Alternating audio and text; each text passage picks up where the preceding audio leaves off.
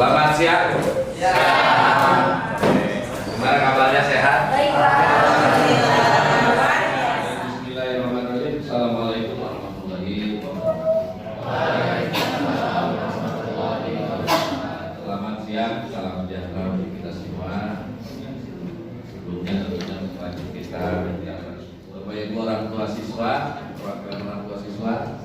Terima kasih juga sudah hadir, juga ada Ibu Bapak Guru BK, Ultif kayaknya kalau Guru BK ini. Terus ditambah Bapak Ibu Guru dari SMK 2, dari Guru Kejuruan Produktif ya. Dan ini yang dari industri serta bidang hubungan industri. Dari Pak Hedi dari PT apa? PT Eksa. Sebelahnya sini pasang. Oke, terima kasih secara khusus karena Bapak Ibu bisa hadir di kesempatan ini berkaitan dengan apa yang saya mau sampaikan mengenai suatu permasalahan yang menurut saya perlu dicarikan pemecahan, perlu dicarikan kesepakatan supaya kita bisa mengatasi permasalahan. Nah, permasalahannya itu apa? Ya, dari hasil perenungan saya, pemikiran saya, dan pengkajian yang saya lakukan selama hampir ditugaskan 3 tahun di SMK 2 ini, ada permasalahan yang krusial yang menurut saya perlu kita carikan solusinya. Apakah itu? Yang pertama adalah SMK 2 ini sekolah yang besar, siswanya banyak. Permasalahan yang menurut saya perlu dijadikan solusi bersama, yaitu ketika kita sebagai sekolah yang punya siswa yang banyak, 2.197 jumlah siswa. Tapi di satu segi kita berhadapan kepada hasil rapot mutu sekolah kita. Walaupun rata-rata baik, ya sudah angkanya di atas 80, di atas 70, dan secara warna atau gambar itu kita udah hijau, ya. Tapi ada catatan di situ. Apa catatannya? Bahwa tingkat kepekerjaan kita sangat rendah. Jadi lulusan SMK 2 yang banyak itu, ya 700 kali meluluskan 500-an, 600-an, itu tidak diimbangi dengan angka pekerjaan yang signifikan.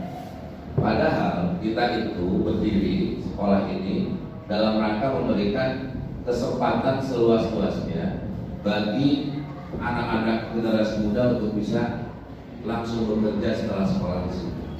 Nah, ini permasalahan yang besar menurut saya, sehingga perlu dicarikan solusinya. Nah, saya kaji kembali, kenapa kok tingkat kepekerjaan kita ini sangat rendah? Artinya masih di bawah 70%, ya, masih rendah menurut saya. Harusnya kan 85% ke atas yang namanya SMK ini, ya. Ini kita masih 70% dan ke bawah. Walaupun memang ada yang perguruan tinggi, ada yang wirausaha, tapi intinya yang namanya SMK itu adalah harus bekerja, ya kan? Arti utamanya adalah mendapatkan yang karakter kemandirian. Siswa-siswa kita itu sangat lemah, ya. Apa buktinya? Tadi sudah disampaikan oleh kita, nggak berani untuk bersaing. Anak-anak kita itu lemah kalau untuk bersaing.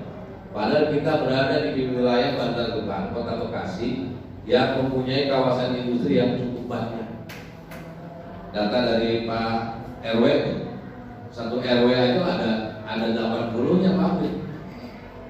Tapi kita tidak bisa memanfaatkan itu. Kenapa? Karena anak-anak kita sikap kemandirian atau karakter kemandiriannya sangat lemah. Ya, contoh, misalkan suruh praktek, ya kita perbaiki, yaitu lemahnya karakter kemandirian. Kalau segi positifnya, anak-anak kita itu luar biasa, disiplinnya bagus, ya, tingkat kepatuhannya luar biasa. Tapi kelemahannya di situ, kemandiriannya. Jangankan yang cuma sekedar PKL atau kerja di wilayah Kota Bekasi, yang masih satu kota, beda kecamatan aja, misalkan ke Ponorogo, Bekasi Utara, itu pikirnya 1000 kali. Dan itu juga disebabkan tidak hanya oleh anak-anak kita sendiri yang karakter kemandiriannya rendah, tapi juga didukung oleh lingkungan keluarga. Itu yang saya sayangkan.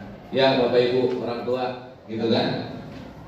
Jadi pikiran gitu. Apalagi anak saya perempuan, jangan yang jauh-jauh. Kalau dari segi kompetensi itu luar biasa anak SMK itu. Ya, sangat luar biasa. Cuma di situ aja kelemahannya. Sehingga ketika ada kesempatan yang disediakan itu lebih cenderung dihindari kalau dia jauh. Buktinya ada dari Pak Bidang Ubin ya, pekerjaan atau tes rekrutmen itu pasti ditanya dulu, PT ini di mana Pak? Kalau jauh nggak ada yang mau datang, nggak ada yang mau datang. Nah, terus yang kedua yang kaitannya dengan kemandirian juga adalah pilih-pilih pekerjaan. Anak-anak kita itu pengennya pekerjaan yang tidak capek, tapi hasilnya banyak. Memang manusiawi. Tapi kalau menurut saya di zaman yang sedang tinggi-tingginya tingkat persaingan di dunia ini memperebutkan masa kerja, ya mestinya kalau baru lulus jangan begitu. Yang penting ambil dulu, cari pengalaman dulu, baru nanti nextnya untuk melamar ke tempat yang lebih baik kita udah punya bekal pengalaman, kita udah punya catatan pengalaman. Ini semua ada tadi, yaitu di masalah karakter kemandirian. Itu Bapak Ibu semua, ya. Nah, mungkin banyak hal yang bisa dilihat juga oleh Bapak Ibu, oleh anak-anakku semua. Makanya saya kumpulkan pada kesempatan ini. Salah satunya saya ingin agar kita punya sikap yang sama, pemahaman yang sama, ya, dalam hal bagaimana upaya kita meningkatkan kemandirian siswa-siswa kita, karakter kemandiriannya diperkuat, supaya nanti daya kepekerjaan lulusan kita juga lebih baik lagi. Akan kuncinya di sini. Dengan kemandirian yang tinggi, maka daya saingnya juga akan tinggi. Ketangguhan dia untuk bisa bersaing nanti di luar juga kuat dan tidak cengeng. Kemampuan untuk bertindak, membuat keputusan dan mengelola kehidupannya secara mandiri.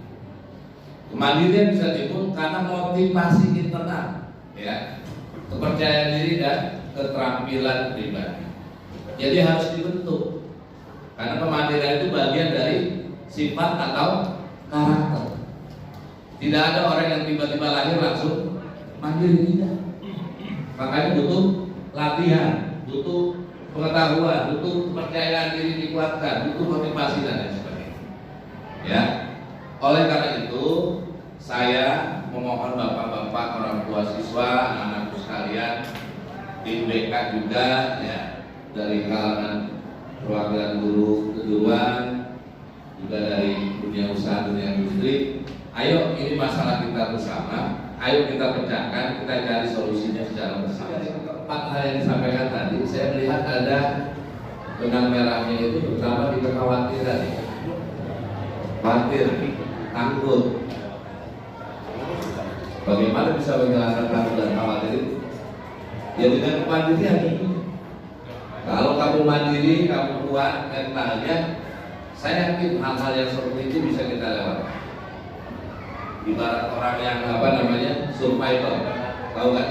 Tantangannya seperti apa? Kalau karakter keberanian itu musuh, itu bisa diatasi.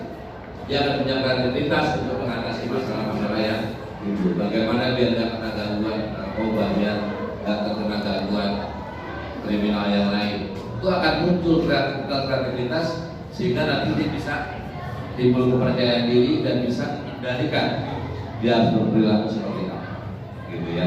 Bagus. Tapi saya lihat benang merahnya itu ada kekhawatiran, dan kekhawatiran itu hanya bisa dilawan oleh sifat berani. Oke, terima kasih Bapak Ibu. Berarti kita sudah merucut ya pada satu hal bahwa urgensi tentang kemandirian ini memang sangat diperlukan dalam rangka kita menyiapkan generasi lulusan SMK 2 ini bisa punya daya saing yang tinggi dan yang pada akhirnya nanti mendongkrak daya pekerjaan, daya penerimaan lulusan SMK 2 di dunia usaha, dunia industri. Kalau kita mau berdebat, kebanyakan kalau di survei itu dari Jawa Tengah, Jawa Timur, Lampung, ya, kemudian dari Nusa Tenggara. Dengan hal-hal yang lain, kalau kita tidak punya sikap kemandirian yang baik. Nah sekarang coba kita bedah kaitannya kemandirian dengan Coba dengan bekerja. Karena kemandirian akan membentuk adanya kepercayaan diri. Dengan kemandirian yang kuat, individu memiliki keyakinan dan kepercayaan diri untuk mengatasi tantangan dan mencapai tujuan. BKK SMK 2 pernah ngadain rekrutmen. Datang ke sini berapa bus itu dari Kebumen, dari Sukabumi ya. Pakai bus mereka ke sini. Tapi orang kita malah nggak bisa begitu gitu loh, aneh kan? Itu berarti kan ada masalah di kita. Ya masalahnya kita kemandiriannya kurang, sehingga kepercayaan dirinya juga jadi kurang, gitu. Terus kaitan dengan kemandirian juga kemampuan mengambil keputusan. Kalau kemandiriannya bagus, maka kemampuan individu tersebut untuk membuat keputusan yang berani dan tepat juga akan muncul. Jadi yang bagus, yang tinggi, hal-hal yang seperti itu tidak akan ada. Karena kita punya kemampuan untuk mengatasi problematika yang ada, permasalahan yang ada dengan kreativitas berpikir kita, akibat kita punya mental yang baik dalam kemandirian. Nah kemudian kemandirian itu akan melakukan kaitannya dengan secara linear dengan keberhasilan. Semakin orang punya sikap kemandirian yang baik, maka keberhasilan yang akan dicapai juga punya potensi akan lebih baik. Karena apa? Salah satu unsur dari kemandirian itu adalah keberhasilan dalam mencapai tujuan. Kemandirian memungkinkan individu untuk merencanakan langkah dan berusaha untuk mencapai tujuan yang diinginkan. Gitu. Pengembangan karir pun begitu. Ya. Jadi kuncinya adalah bagaimana sikap kemandirian itu bisa ditumbuhkan di anak-anak SMK 2 ini, sehingga nanti pada saatnya nanti ketika lulus atau ketika prakterin dan lain sebagainya, hambatan-hambatan yang tadi kita khawatirkan itu bisa kita dengan konselingnya juga harus bisa memotivasi, menguatkan anak-anak kita agar karakter kemandiriannya juga makin kuat, makin tumbuh. Bapak Ibu ekskul ya, Pak Alep, jadi ekskul jangan cuma sekedar ekskul, tapi bagaimana ekskul itu bisa mengasah kemampuan anak-anak kita, karakter anak-anak kita untuk semakin mandiri, semakin kuat potensi kemandirian. Sehingga bapak-bapak orang tua siswa juga otomatis nantinya akan mengikuti. Kalau lihat anaknya tangguh, orang tua juga nggak khawatir kan sih, iya kan? Orang-orang yang merantau jauh-jauh ke sini itu orang tuanya juga sama, orang tuanya juga.